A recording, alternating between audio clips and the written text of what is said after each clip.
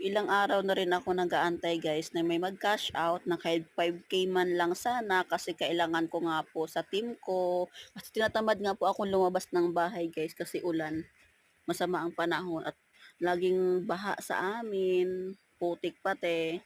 So no choice naman tayo kundi lumabas talaga kasi walang nag-cash out guys kahit 5K man lang sana nag-aantay ako na ilang araw kasi nga supplier tayo ng load nationwide so marami nag-aantay sa atin ng mga load sa team ko sa TPC.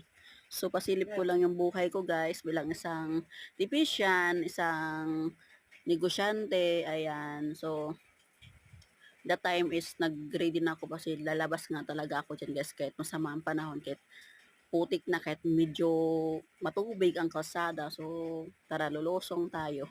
Kasama ko naman lagi si Pauline, hindi talaga nagpapaiwan guys. Wala nga sana akong planong lumabas dyan kaso nga lang talaga wala nang cash out.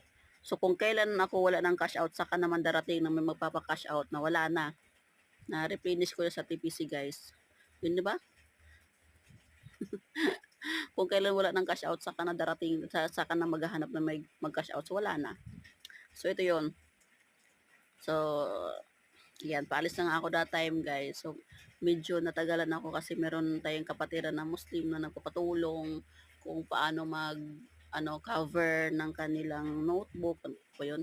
So ayan na nga kami sa labas guys, ayan, hindi pa malakas ang ulan dyan eh, medyo tumila ang ulan that time na yan eh. So kasama ko naman lagi si Puli, nasa 7-Eleven kami, suki kami ng 7-Eleven guys, lahat ng 7-Eleven suki ako dyan, papabuo ng bariya.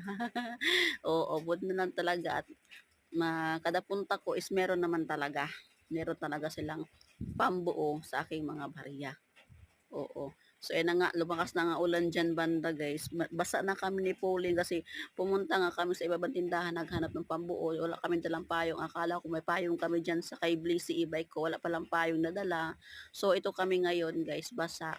Ayan, basa kami dalawa ni Pauline. Ayan. So, okay naman po nakapag-cash in na kami ng aming full supply sa load sa aming team na TPC.